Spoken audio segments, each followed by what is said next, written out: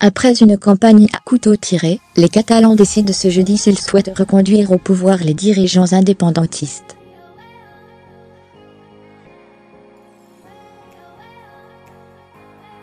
Bon nombre d'entre eux espèrent que cette élection mettra fin à la crise politique et institutionnelle qui secoue la plus riche région d'Espagne.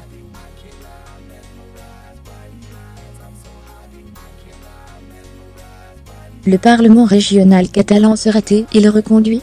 Telle est la question à laquelle vont répondre les habitants de la Catalogne ce jeudi.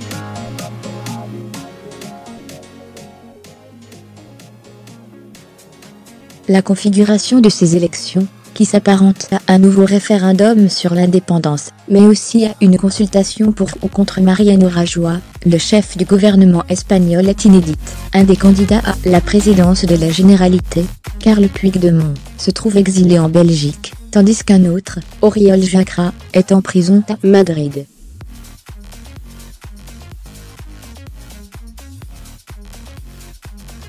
Fermez les guillemets. En direct, journée de vote décisive en Catalogne. Malgré ce contexte, le vœu d'autonomie et la ferveur ne semblent pas s'être essoufflés chez les électeurs indépendantistes.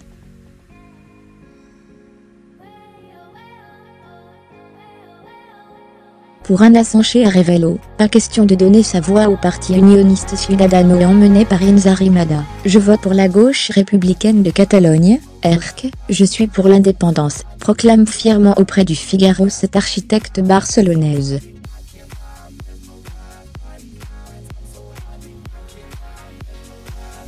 Tout nous sépare de l'Espagne, notre culture, notre langue, notre histoire, notre économie, notre politique, notre état d'esprit, avance cette femme de 28 ans.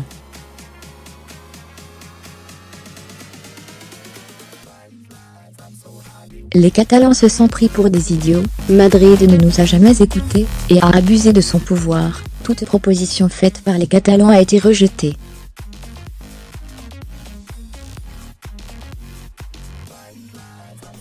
Cela fait des années que ça dure, nous avons simplement perdu confiance en Madrid, la seule solution possible est l'indépendance. Renchérit Victor, producteur de musique dans la capitale catalane.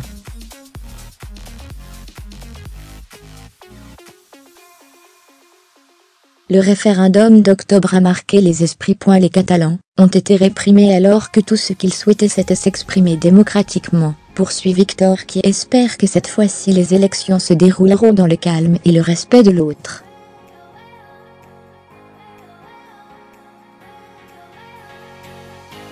Mais la date du scrutin l'étonne.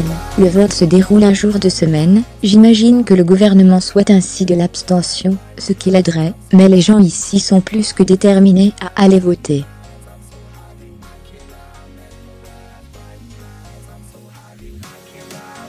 Fermez les guillemets. Lire aussi quelques 45.000 partisans de l'indépendance de la Catalogne ont manifesté à Bruxelles pour Marc Figuerola Delgado, journaliste catalan. La région a tout gagné à l'indépendance.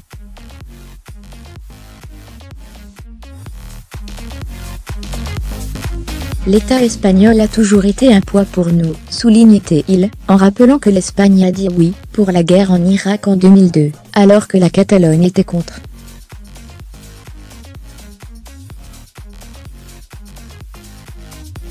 La région représente par ailleurs un cinquième du PIB de l'Espagne.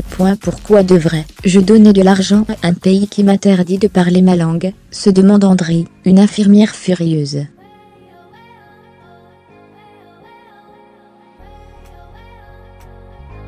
On est surtaxé par le gouvernement, et il n'y a aucune compensation économique, surenchérit Marc.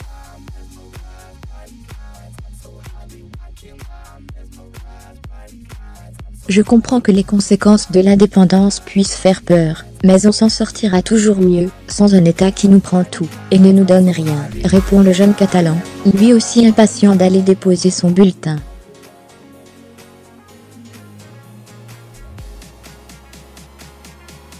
En revanche, pas question de se détacher de l'Union européenne, UE. La plupart des indépendantistes souhaitent rester dans l'UE, car nous partageons ces valeurs mêmes, si sa léthargie récente lors des violences en a énervé plus d'un, confesse Marc.